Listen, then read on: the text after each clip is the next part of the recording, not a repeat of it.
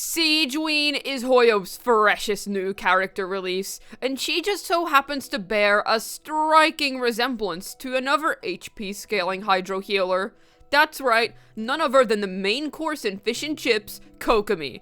It's fairly interesting to me how even after over 2 whole years of Kokomi being out, Hoyo somehow managed to make a unit who is almost a one-to-one copy in terms of kit design, utilities, and roles in various teams. So I thought, hey, why don't I compare the two more in depth to find out just how many similarities they truly share, where their differences lie, and discover how strong Sigewinne truly is in comparison to Kokomi. My name is Juice, and let's get into it. Kicking things right off, let's address the elephant in the room. They're both hydro healers who specialize in sustaining their team, both being designed around their ability to team-wide heal and have field presence with their bursts. Not only that, but they both have a form of off-field hydro application. I say this, but if I'm being honest, Sigewinne's hydro applying abilities are extremely poor and unreliable, only applying hydro 1 to 2 times per skill, whereas Kokomi's jellyfish is a far more consistent and reliable source of off-field hydro. The two also both scale off of HP, meaning that the pair lend themselves well to hydro resonance teams where they can benefit from a 25% HP increase. Another notable similarity is how well they both play in mono hydro. This is a team in which you run Kokomi or Sigewinne, Furina, Yelan, and Kazuha. The on-field healers take care of keeping up team-wide fanfare for the whole team, with all the relevant damage-dealing characters scaling off of HP. Some of you may point out how Sigewinne's burst does not trigger Yelan, in which you'd be correct. However, see Yelan's burst cooldown? That matches up perfectly with Sigewinne's burst duration. So they can both play mono hydro, however it is more effective to on-field normals of Yelan, so she can use her ramping damage bonus on her own hits. Both of them also have a great synergy with Furina, being able to keep up wonderfully with the speed she drains HP from your entire party. The two also both hide their damage majorities within their bursts, and dish out a similar amount of numbers over time. Something funny is how they also both have HP scaling signature weapons that'll make you cry if you lose to them because they have such a few amount of significant uses. At least Sigewinne's weapon is actually her best in slot. Yet, that is not to say they are without their own individualities. For starters, Sigewinne's damage is way more front-loaded, completely popping out in 3 seconds, whereas Kokomi's damage is distributed throughout her entire burst duration. Not only this, but Sigewinne has a special gimmick in which she supports party members by buffing up any creatures on field. Think about Furina's 3 little guys, or Oz. Kokomi has no such specifics within her kit. Sigewinne also really wants her signature to give her the HP she wants, because without it, she has to run a triple HP build, and this seriously hurts her damage contributions that she cannot crit, whereas with Heartstrings, Sigewinne can build HP crit and deal her damage. Kokomi has no such weaknesses, because she's critless to begin with. Her damage output is entirely centered around not building such stats and focusing more on HP and healing bonus, etc. I personally consider this a point in favor of Kokomi because she doesn't need R1 to shine.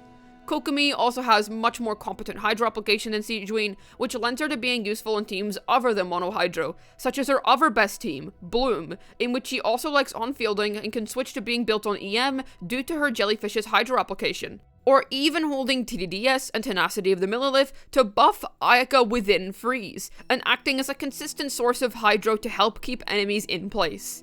Sigewinne's burst also doesn't enable any other forms of healing. What I mean by this is that Kokomi's burst enables her normal attacks to heal the entire party and amplifies their power.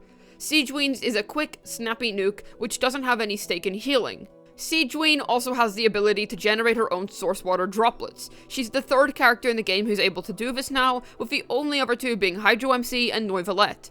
However, trust me, you'd rather drown before playing Hydro MC, and you're never really going to use Sigewinne with Noivalette, so as of now, this is just a silly gimmick that Kokomi doesn't have that may come in later down the line. Sigewinne's also able to do some funky Bond of Life things, which Kokomi cannot, yet once again, as of now, this is more of a goofy gimmick. Remember what I said about Ayaka earlier? Yeah, this next thing's a major point to Kokomi. She can reliably hold TDDS, benefit from the HP percent substat, and transfer attack percent buffs. Not that this is huge in her best in slot teams, but it's nice how on-demand her external buffing capabilities are. By external, I mean anything that isn't inside her kit already, and is added on by weapons or an artifact set. And now for what you all probably came here for. Who is stronger? I think part of it depends on your investment level and the specific scenario. First, I'll talk about C0, then I want to talk about C2, because then it skews a little more in Sigewinne's favor. Let's talk about this, shall we? First off, Kokomi. She has more teams. Mono Hydro, Bloom, and Freeze. She can also drive Taser if you'd like. These are all really solid teams that she has access to, especially those first two. Meanwhile, Sigewinne only either has Mono Hydro or Sigewinne Furina Official Animo. Those are good teams, but the value of Bloom cannot be understated nor underestimated. While Sigewinne's passive was designed to buff up Furina's three little guys, all my regulars who may have watched multiple of my Furina videos by now are aware that her damage isn't as relevant until C2. This is because before then you build HP crit, but C2 gives you all the HP you need for all your buffing needs, so you can opt for a Hydro % Goblet instead, thus making Furina's damage a lot more significant. Not only this, but a major part of her damage increase is the ridiculousness of how much HP you get. So if you're interested in Furina's damage, a C0 Sigewinne is basically never the way to go in terms of vertical investment into your Furina's damage. First, you aim for C2 on Furina, then R1 because that's when Splendor's increase to Furina's sub-DPS performance will really start to matter. Then you go up to C3 for improved buffing. Note, you can also go C3 first, then R1, and then C4 because it reduces your ER requirements by a minimum of 50%. Then at that stage, just go for C6. And at C6, you don't need a dedicated healer so much anymore, so C0 Sigewinne just isn't worth it. And a C6 Furina's damage majority comes from her nuclear normals, so the skill damage buffing would only be relevant during her downtime. For those confused as to why I just randomly jumped onto C6 Furina, it's because I'm discussing how if you want Furina herself to do more damage, Sigewinne is never gonna be the solution. It's always just get more Furina constellations. And even then, you go for C2 Xianyun, then C2 Kazuha. It never ends, my friend. Kokomi gets the job done just fine in Mono Hydro, and one of the best things about Hydro is, well, the element itself. Can't really have being a Hydro as a benefit if you barely even apply the damn element, Sigewinne.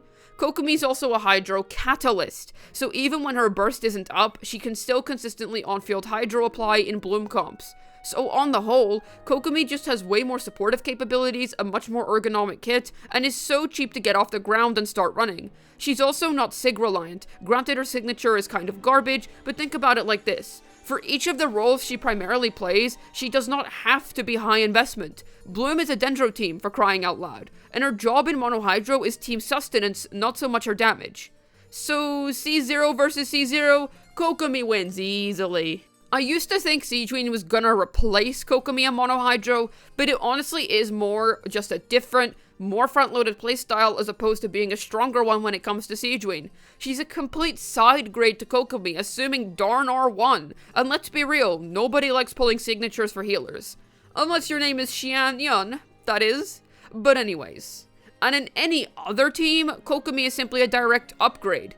But now I want to talk about C2.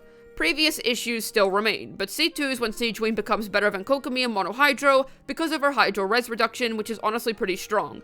Kokomi's cons are honestly absolute garbage when it comes to fitting them into your ideal teams, so a C2 R1 Sigewinne is a good Mono Hydro vertical investment pull.